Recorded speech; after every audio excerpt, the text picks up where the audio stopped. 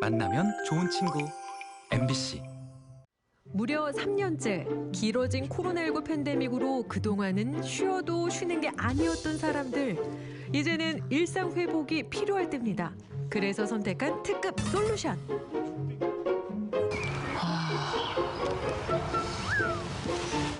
들이쉬고 내쉬고 들이쉬고 내쉬고. 하루가 다르게 풍경을 바꾸는 봄, 계절의 변화를 가장 가까이에서 느낄 수 있는 곳이 있다면 역시 숲이겠죠. 제대로 숨쉬고 싶은 이들이 주목하는 쉼표가 있는 곳. 경북의 숲에서 찾은 힐링 포인트 지금부터 알려드릴게요.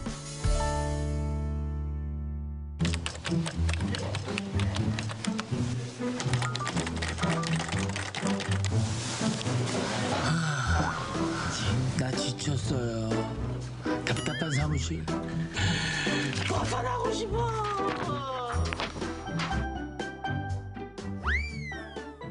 나 그만 자연으로 돌아갈래.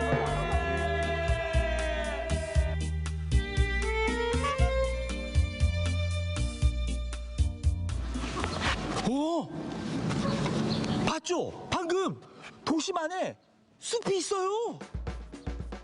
힐링 포인트 첫 번째, 도심 속 자연을 만나보자고요. 좋아 좋아. 내쉬고 내쉬고. 오, 다크서클이 그냥 바로바로 사라지네요. 사라졌다. 우와. 이것이 바로 숲이 주는 장점입니다. 이야, 아니 그런데 이렇게 잘 알고 계신 그대는 누구? 저는 경북도청 신도시 활성과 김용섭 주무관입니다. 아파트 숲 사이에 멋진 숲이 있네요. 어떤 숲인가요? 도청 이전 신도시 조성을 기념하기 위해서 2013년부터 2015년까지 3년간 100억 원의 사업비로 조성이 되었고요. 규모는 자연숲을 포함해서 총 9.2헥타르, 그러니까 축구장 12개 정도의 규모로 이루어져 있습니다. 와, 축구장 12개면 꽤 넓으면서도 멋진 의미까지 담고 있는 천연숲 속으로 들어가시죠. 들어가시죠. 숲으로 가시죠. 그런데 도심의 녹지 공간이라 하면 보통 공원을 생각하기 마련. 왜 이곳은 유독 숲이라고 불릴까 궁금하시죠? 그 이유인즉슨 실제로 천년된 숲의 원형지를 보존했기 때문이라고요. 아늑한 숲속에 와 있는 그런 느낌, 그런 착각이 들 정도예요. 네. 정말 도심 속에 숲이 있다는 건 행운인 것 같은데 이 천년 숲이 갖고 있는 장점 어떤 게 있을까요? 네. 대기 오염 물질을 흡수하고요. 그다음에 미세먼지 저감에도 역할을 하고 있습니다. 이용하시는 이용객들에게 계절감도 제공하고 아름다운 풍경도 제공할 수 있을 뿐만 아니라 특히 코로나 우울증 극복에도 아주 효과가 있습니다. 이곳 천년숲의 매력은 두 가지. 하나는 사시사철 소울숲의 싱그러움을 만날 수 있다는 거고요. 또 하나는 봄부터 즐기기 좋은 황토길이 있다는 것.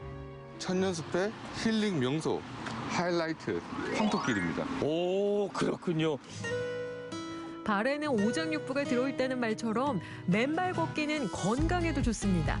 특히 황토처럼 미세한 흙이 발바닥을 자극하면 혈액순환에 도움이 된다는 사실.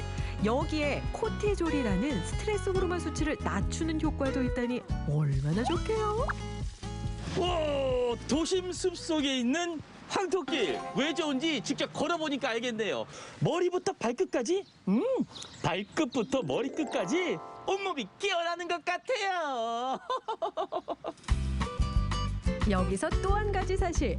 이곳 천년숲은 온실가스 배출권 거래제 대상지로 산림 부문에선 첫 번째로 승인을 받았다는 점. 그래서 결론은요. 코로나로 답답했던 마음. 천년숲에서 헬스할 수 있다는 것도 기정사실.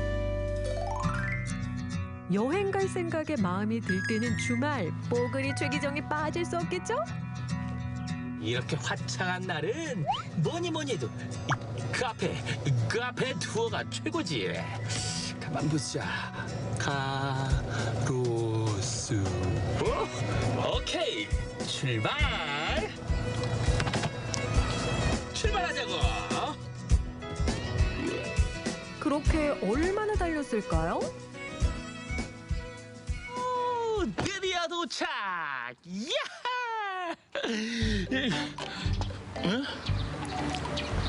여기 어디? 난 누구? 여기 어디예요? 분명 목적지는 가로수길 카페 거리였는데 어째 불안하더라니. 그럴 줄 알았어. 아니 도대체 여기는 어디지? 여기는 어디? 어서 오십시오. 안녕하세요. 반갑습니다. 저는 의성문화 관광해설사 박금숙입니다. 어떻게 하다 보니까 네. 여기 의성의 가로 숲길까지 왔어요. 예. 여기 도대체 잘 오셨죠? 어떤 곳이에요? 이곳은 의성 사촌 가로수길입니다. 멋진 나무와 걷고 싶은 아름다운 길과 오랜 역사를 가지고 있는 가로수길입니다. 그렇습니다. 가로수길 아니죠. 가로숲길 맞습니다. 천연기념물 405로 지정될 만큼 오랜 역사를 자랑하는 사촌리 가로숲. 이렇게 보니까 나무 종류 수종도 참 다양한 것 같아요. 예, 보신 것과 같이 상수리나무, 굴참나무, 느타리나무 등 약 한 10여 종의 나무들이 있는데 약 한 600년을 넘는 나무들도 몇 그루가 있어요. 오, 그래요? 네네. 오랜 세월을 품고 있는 사촌리 가로숲. 한편으론 경북 최대 경관림이기도 합니다. 그만큼 숨어있는 역사 이야기도 많은데요. 마을 어귀에 이렇게 멋진 숲이 있으니까 이 마을 분들은 예. 복 받으신 것 같아요. 이 마을 분들이 복을 만든 거죠. 아니 그럼 이 숲을 이 마을 분들이 만들었다는 얘기인가요? 감목공 김자천공께서 와서 보니 이 방향이 너무 허해요. 그래서 인공림으로 조성을 하면서 방풍림으로서의 역할을 아주 톡톡히 하고 있습니다. 덧붙이자면 흉년이 들어왔을 때도 사람들을 살리는 생명의 숲이었다는 사실. 일부러 도토리가 열리는 나무를 골라 심은 조상의 지혜를 엿볼 수 있습니다. 와, 햇살도 따뜻하니 참 좋고요. 바람도 살랑살랑. 그리고 이게 멋진 숲 안에 있으니까 너무 좋습니다. 네. 그런데 딱 하나 이럴 때는요. 시원한 아이스 아메리카노 한 잔 딱 마셔주면 요거 그냥 딱인데 그거 하나 아쉽네요. 기정 씨, 예. 이 숲에도 마실 게 있어요. 아무리 둘러봐도 가게나 매점은 없는데요? 숲에서 마실 건 역시 맑은 공기겠죠. 숲 향을 머금은 피톤치드 무한 제공이요. 피톤치드 마셔보니 어떠세요? 역시 이 숲속에서는요. 그 어떤 달고 향긋한 차보다 피톤치드가 최고인 것 같습니다. 공기가 맛있다는 건 이럴 때 쓰는 말이겠죠. 사촌리 가로숲에서 피톤치드의 효과를 톡톡히 맛보세요. 피톤치드 향으로 힐링하는 의성 사촌 가로숲이 좋다는 건 기정사실. 주말 나들이가 어렵다면 퇴근 이후 즐기는 숲은 어떤가요? 노을진 호반의 풍경과 함께하는 또 다른 숲이 있었으니. 여러분, 뭐니 해도 숲 중의 숲은 바로 지혜의 숲이죠. 이런 책 읽는 나의 모습 너무 멋있을 것 같지 않나요? 그렇다면 몇 권 더? 이만큼. 들어는 봤나요? 숲속 도서관. 빛이 된 책만 약 200여 권. 양심껏 보고 다시 반납하는 양심 도서관이자 지식의 숲입니다. 그리고 또 한 가지. 책을 읽은 뒤 느낀 점이나 그날의 나에게 쓰는 편지를 1년 뒤에 받아보는 느린 감성도 더할 수 있다고요.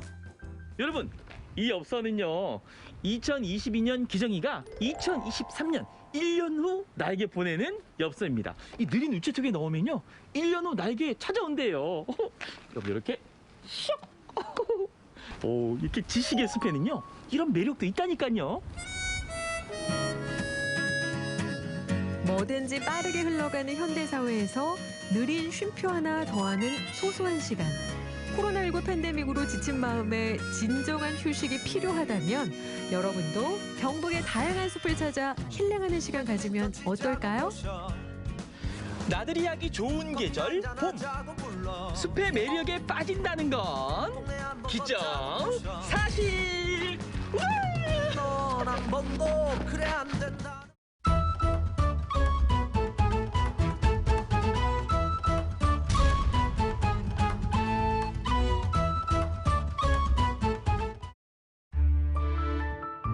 같은 물감을 사용했지만 화가의 붓끝마다 서로 다른 그림들이 그려집니다. 그림을 본 사람들은 스스로의 경험에 기대어 때로 호기심을, 때로 카타르시스를 느끼곤 하는데요. 자신만의 필모그래피를 쌓아가며 왕성하게 활동하는 중견 작가들의 작품에서 다채로우면서도 폭넓은 감각의 깊이를 만나봅니다.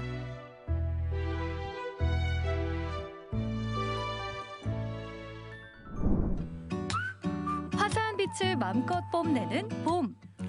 따스한 봄볕은 한 폭의 그림이 되어 우리에게 다가옵니다. 여러분, 어떤 작품은 호기심을 불러일으키기도 하고 또 어떤 작품은 제게 말을 걸어오기도 하는데요.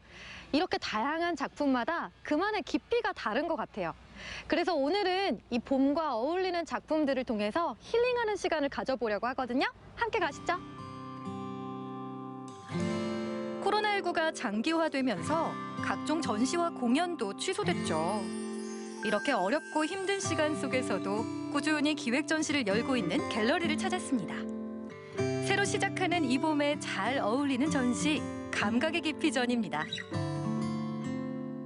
이번 기획전 좀 어떤 특별한 의미가 있는지도 궁금합니다. 이번 감각의 깊이는 조각을 하시는 박수용 선생님과 그리고 원로 화백님, 유근영 작가님 총 5분과 저희가 같이 기획을 했는데요. 대전뿐만 아니라 전국적으로도 우리 선생님들이 아주 러브콜을 많이 받는 가장 활동력이 왕성하신 그런 화백님들이세요. 그래서 이번 기회를 통해서 작가님들의 장르는 다양하지만 그 깊이를 많은 분들에게 좀 소개를 하고 싶은 그런 생각에 기획을 했습니다. 5명의 중견 작가가 표현하고 전달하는 방법은 다 다릅니다. 개성 넘치는 작품 속에서 서로 다른 감각의 깊이를 느낄 수 있죠. 최근 드라마의 배경 화면으로 등장하면서 주목받고 있는 이 작품. 유화의 아크릴과 먹을 혼합해 우주를 표현하고 인간 군상을 담아낸 박동수 작가의 대표작입니다.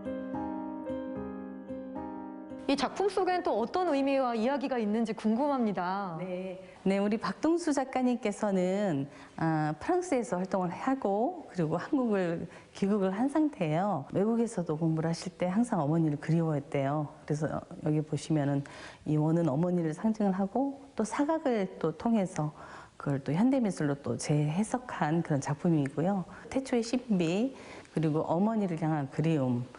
그 시리즈가 30년부터 지금까지 계속 이어져서 작품이 탄생되고 있습니다.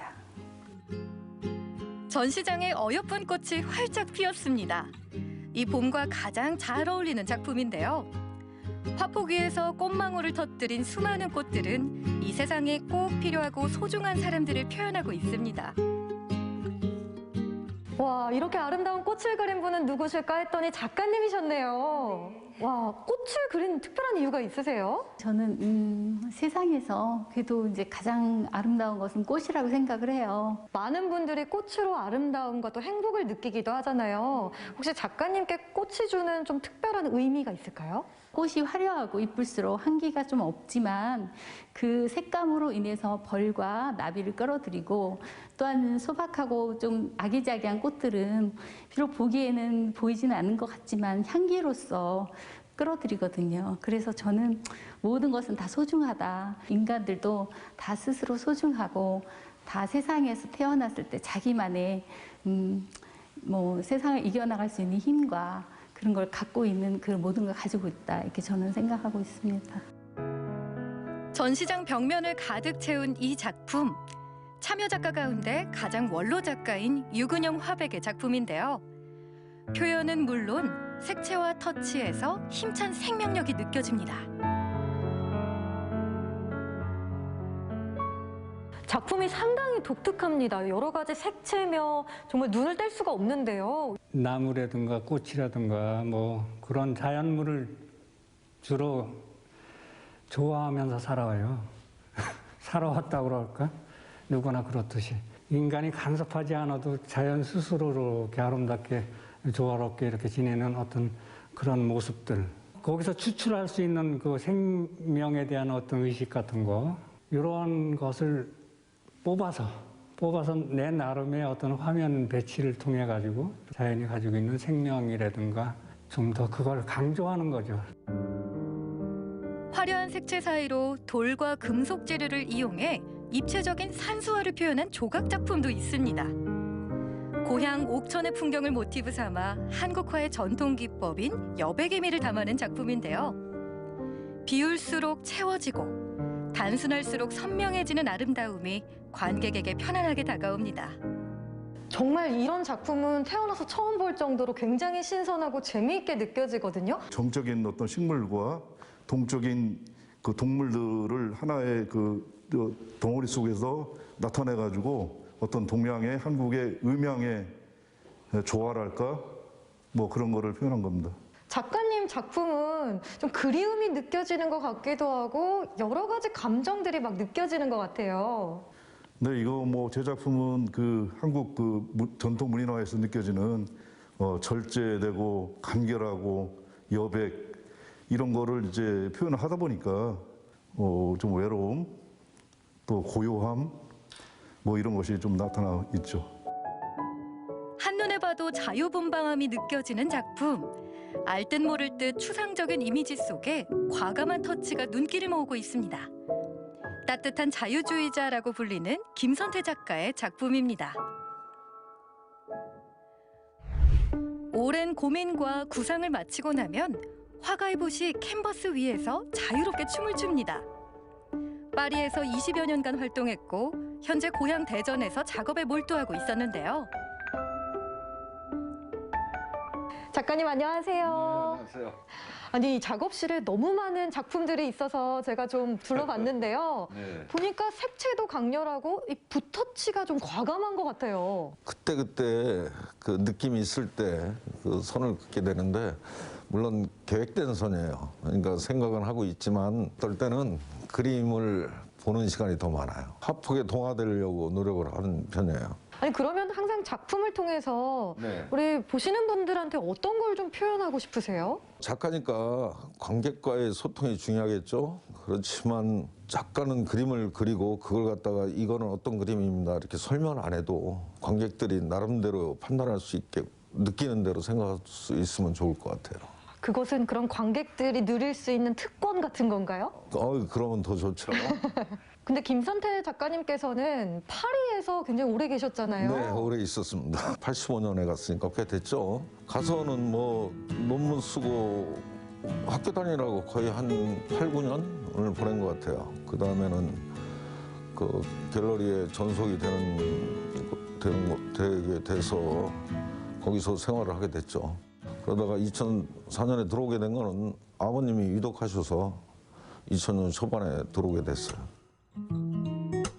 한국에 돌아온 뒤 수많은 개인전과 단체전에서 자신의 작품 세계를 꾸준히 발표해 왔습니다. 어느 곳에도 얽매이지 않고 경계마저 허물고 싶다는 김선태 작가. 자신의 내면을 들여다보고 자유를 추구할수록 그의 색과 터치는 강렬해지고 있습니다. 근데 김선태 화가님, 네. 뭐 따뜻한 자유주의자 화가다 이런 말을 많이 들었어요. 아, 그래요? 네. 그럼 앞으로도 그런 작품 활동을 이어가실 건가요? 전적으로 관객에 몫이겠죠. 저는 지금 하는 작업을 계속 할 거예요. 그렇지만 이제 그 목적을 어느 한 곳에 두고 계속 나가게 되겠죠. 근데 어떻게 변할지는 저도 모르겠습니다. 예측 불가능한 앞으로의 계획이시군요. 그렇죠. 그 대신 이제 작업을 많이 하고 싶어요. 국내외에서 왕성하게 활동 중인 중견 작가들의 대표작을 통해 저마다 다른 감각의 깊이를 들여다보는 전시인데요. 개성 넘치는 작품들을 한자리에서 만날 수 있는 좋은 기회입니다. 와, 정말 한 곳에서 만나보기 어려운 작품들을 이곳에서 감상할 수 있어서 참 좋았습니다. 여러분도 이번 봄에 힐링과 쉼이 필요하다면 이번 전시와 함께 해보는 건 어떨까요? 생명의 계절 봄. 삶에 지친 우리의 일상을 작품을 통해 잠시 들여다보면 어떨까요? 평소 느끼지 못했던 우리의 감각을 살며시 깨우는 시간이 될 겁니다.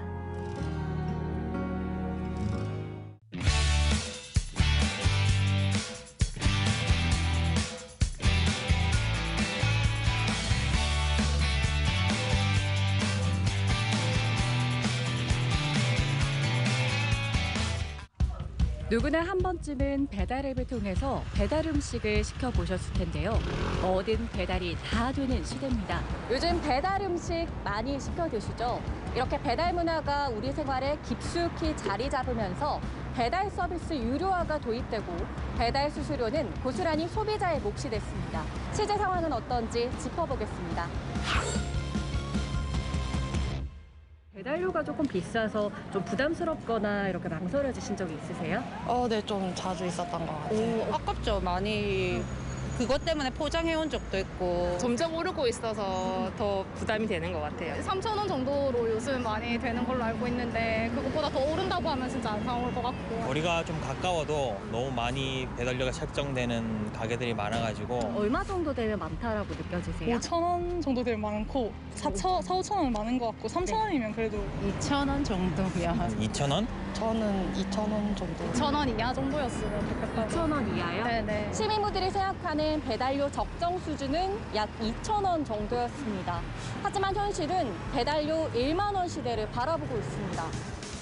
배달비가 또 오를 수도 있다 하는 기사들을 많이 보셨을 텐데요. 다소 부담스러운 배달비에 소비자들은 난감합니다. 수영 팔도시장의 한 치킨집에서 요즘 배달은 어떻게 이루어지는지 살펴봤습니다. 아무래도 배달 주문이 대부분인 치킨집이다 보니 배달 앱을 통해 배달 주문이 계속해서 이어집니다. 배달 경로는 거의 웹이나 이런 게 제일 많습니다. 배달 플랫폼을 통해서 다 들어오는 거네요? 네, 맞아요. 코로나 전에는 거의 전화가 90% 가까이였는데 네. 지금은 거의 웹으로 다. 그러면 배달 수수료의 그 구성이 일반적으로 이제 깃발이라고 그러는데 이제 그 지역마다 저희들이 깃발을 꽂아줘요. 그게 어떻게 보면 노출의 그렇지. 범위라고 네, 맞아요. 표현하는 게 배달 민족 같은 게 한 개에 88,000원이에요.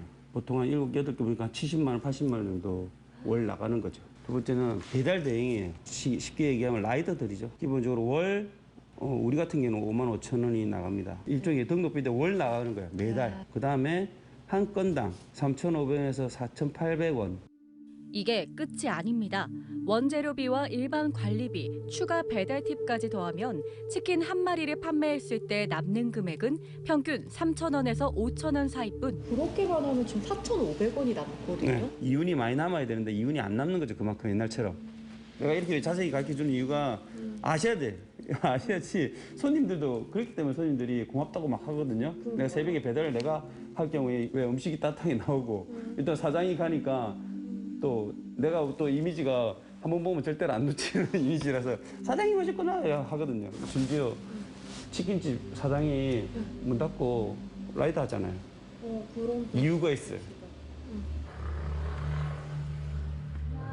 배달이 많은 동네인데도 불구하고 배달 서비스를 중단한 식당도 있습니다.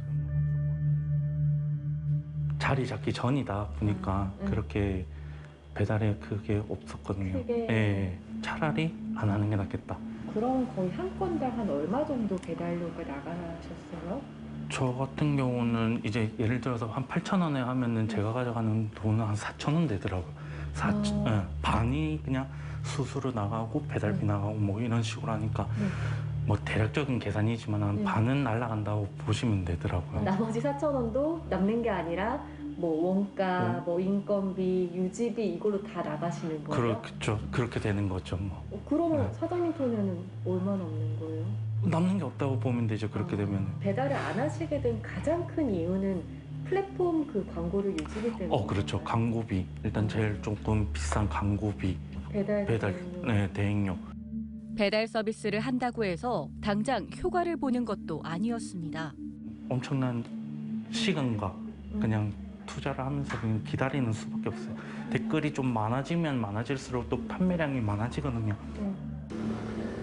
배달 대행업체 입장은 어떨까요? 배달 대행료가 계속해서 오르고 있는데 네.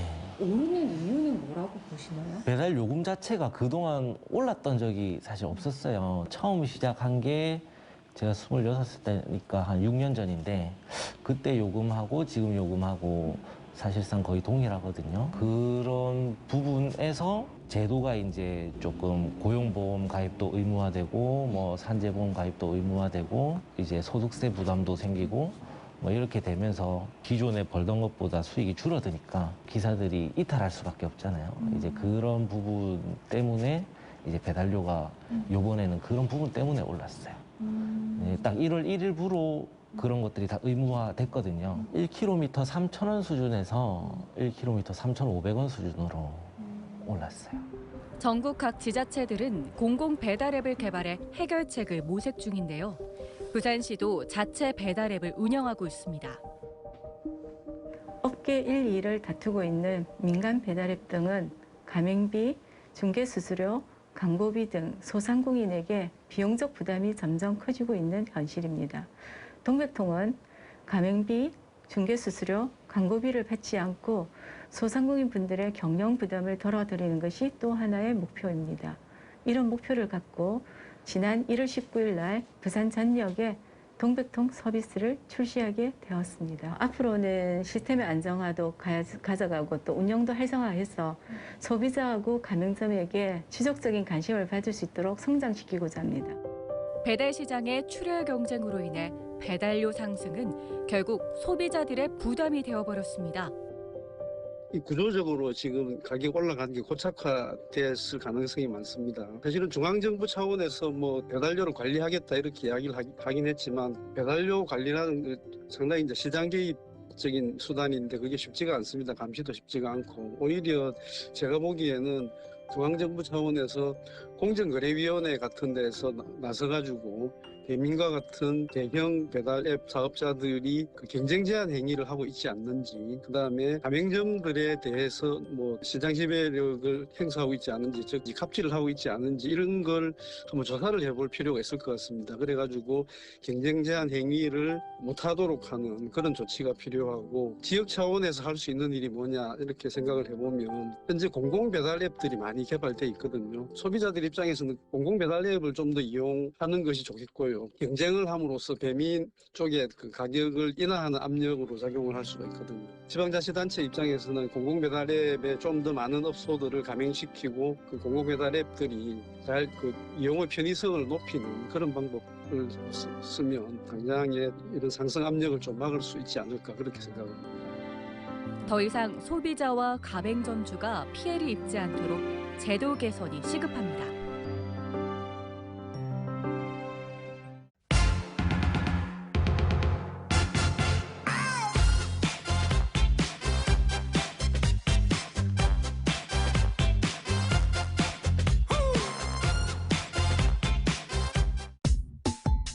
대한민국을 대표하는 관광도시이지만 여수를 소재로 한 그림책도 동요도 없었다는 거 혹시 알고 계셨나요?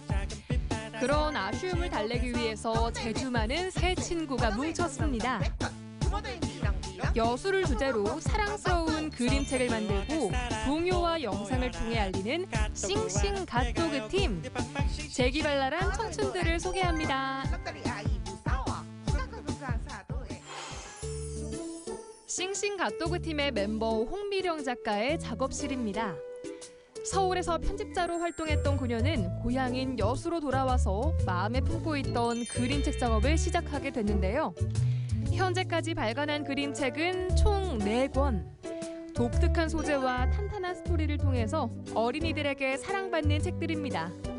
엄마들이 독후 활동을 굉장히 하고 싶어 하는데 어떤 걸 해줘야 할지 잘 모르시더라고요. 그래서 그러면 제가 직접 그림책을 그리고 그다음에 뭐 재미나게 느낄 수 있고 특히 이제 책을 읽고 나서 책을 덮고 끝나는 게 아니라 책을 딱 덮고 나서 이 책을 가지고 뭔가 활동을 할 수 있는 제 책들은 다 그렇게 몸놀이를 하고 재미나게 놀 수 있는 그런 그림책들입니다.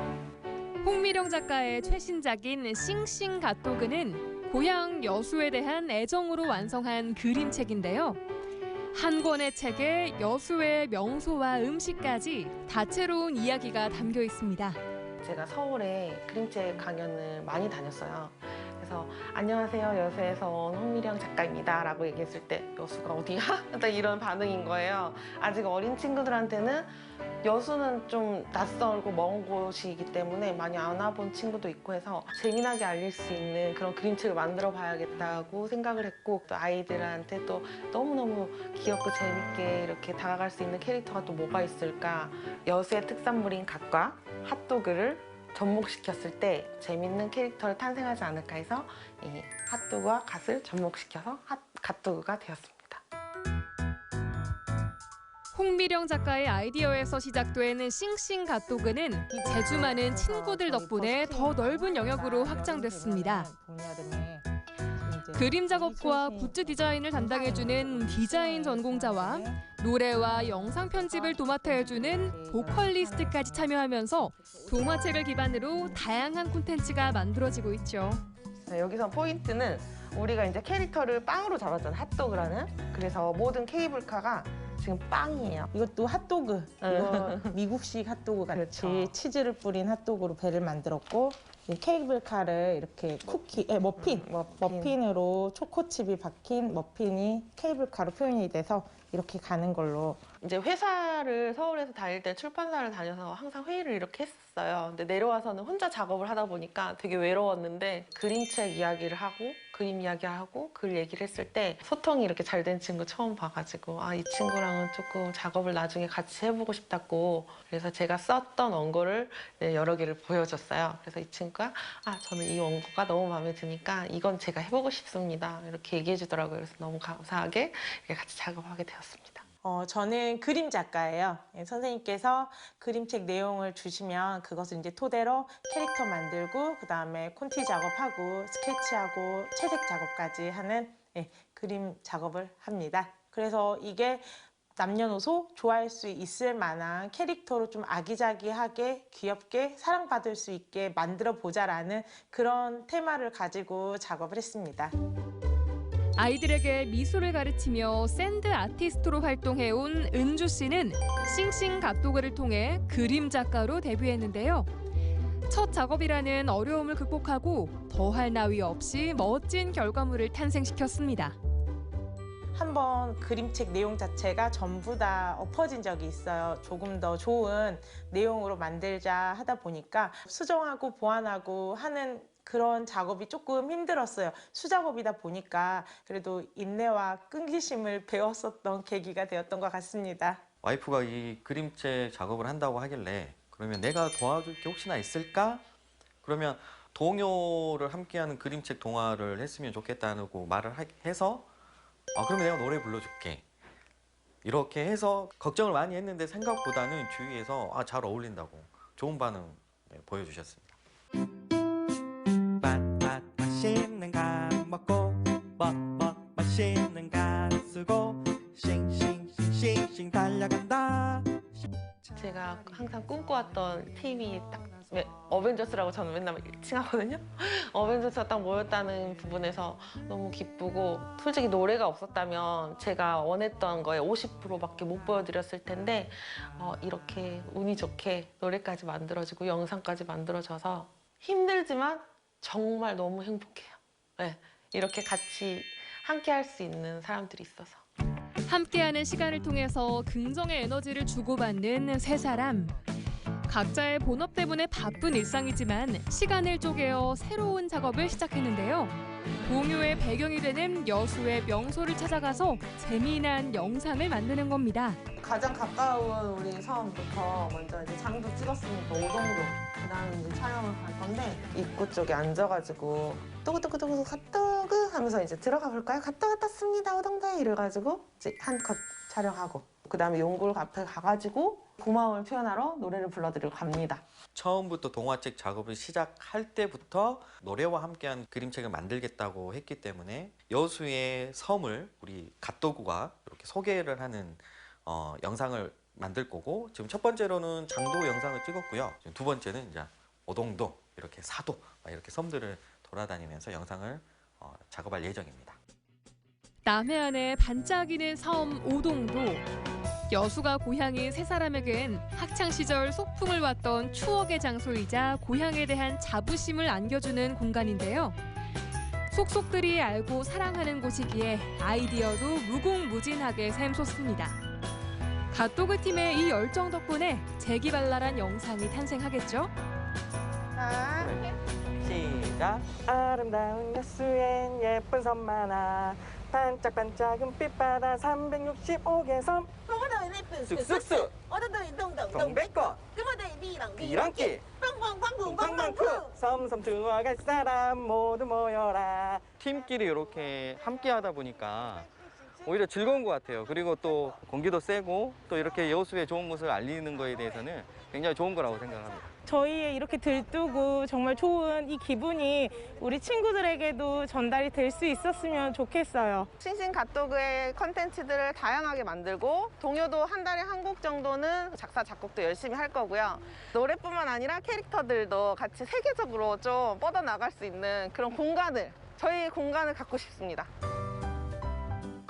신명나게 일을 즐기는 사람들에게선 긍정의 에너지가 느껴집니다. 다재다능한 청년들이 만들어가는 창의적인 여수 이야기는 여수를 더욱 행복한 도시로 이끌어주겠죠.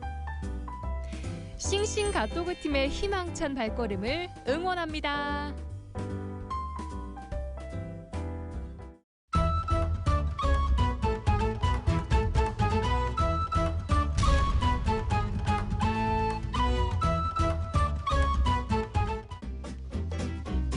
데이트할 땐 양식이지.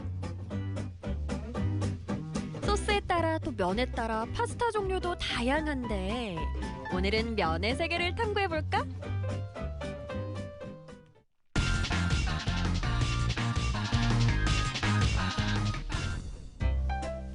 골목 구석구석 맛집이 가득한 동명동. 오래된 고택을 개조해 음식만큼이나 매력 있는 건물이 참 많더라고.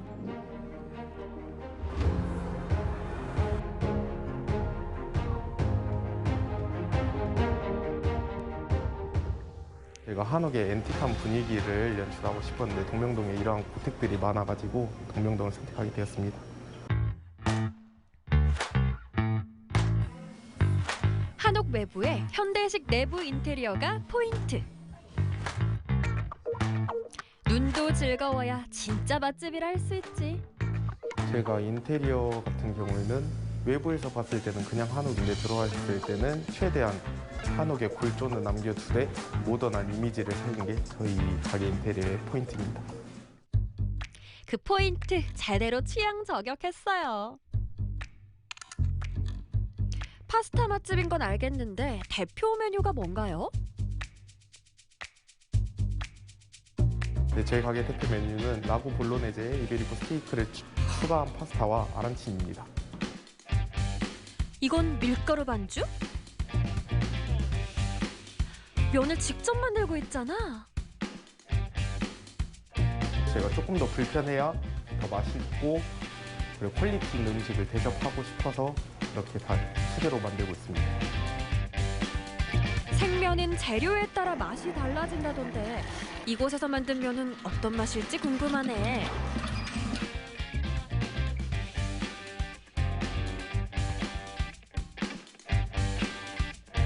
얇은 면, 굵은 면, 취향에 맞게 즐길 수 있겠다.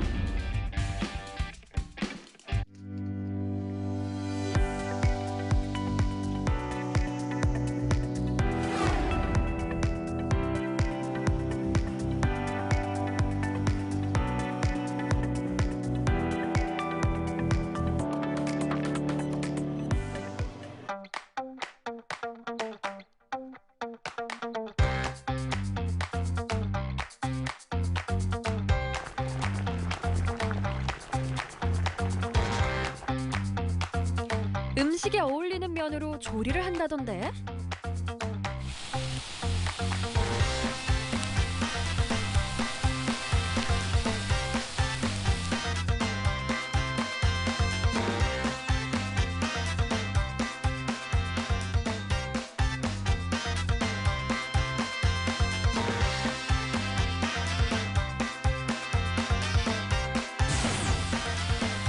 이거 까르보나라 맞아? 소스가 없는데?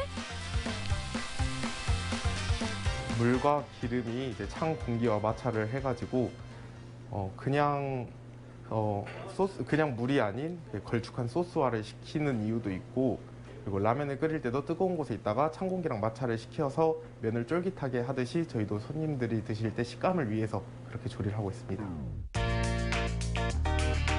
두꺼운 딸리아델레는 묵직한 라구 소스와 함께, 얇은 스파게티 면은 고소한 까르보나라로.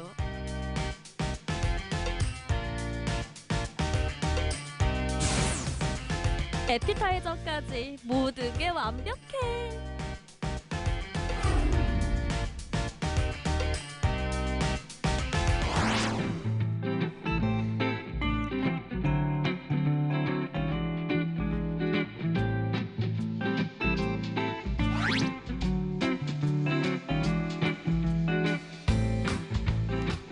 고기와 함께 먹으니 더 맛있네.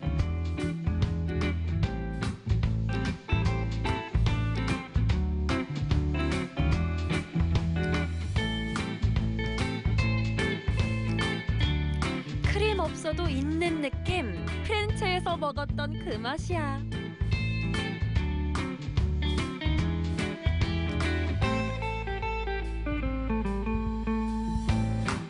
생면 내 취향이잖아.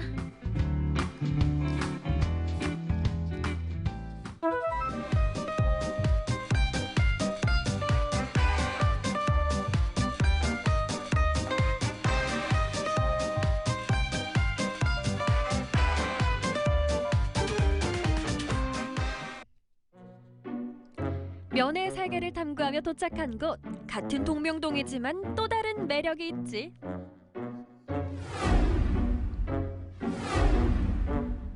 럭셔리한 느낌을 원한다면 이곳이 제격.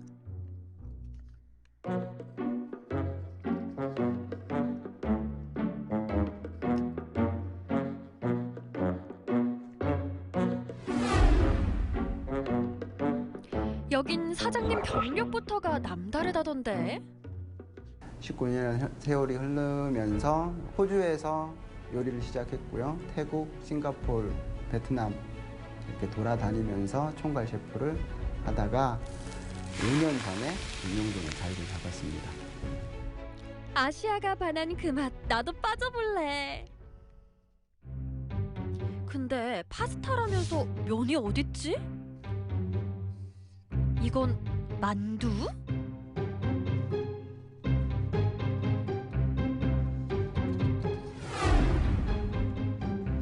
라비올리는 사각형을 가지고 있는 그 면 파스타라고 생각하시면 되고, 그 안에 그러니까 만두처럼 그 안에 속을 넣어가지고 만드는 라비올리. 그 다음에 루네떼는 반달 모양을 갖고 있다고 해서 반달 모양 아니면 타원형으로 문 모양을 갖고 있다고 해서 루네떼라고 하는 파스타입니다. 모양에 따라 이름이 붙여진다니 재밌는데?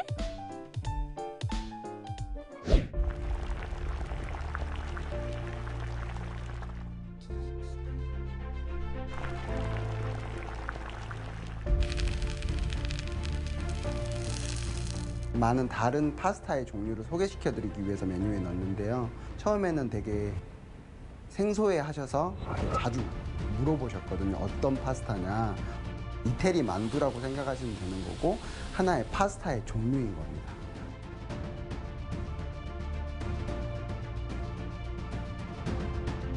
코스로 맛보니 더욱 느낌이 새로운걸?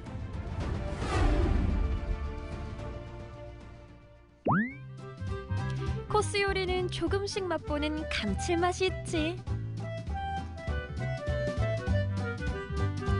맛있어서 좋긴 한데 만들기 너무 어려운 거 아니야? 새로운 재료, 신선한 재료, 쉽게 쓸 수 있는 트러플 살사나 아니면 트러플 오일을 많이 쓰고 있습니다.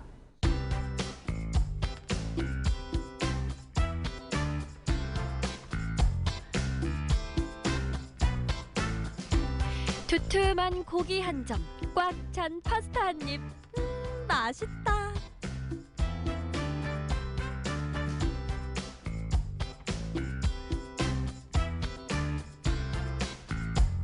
이국적인 곳에서 코스로 즐기는 저녁 너무 낭만적이잖아.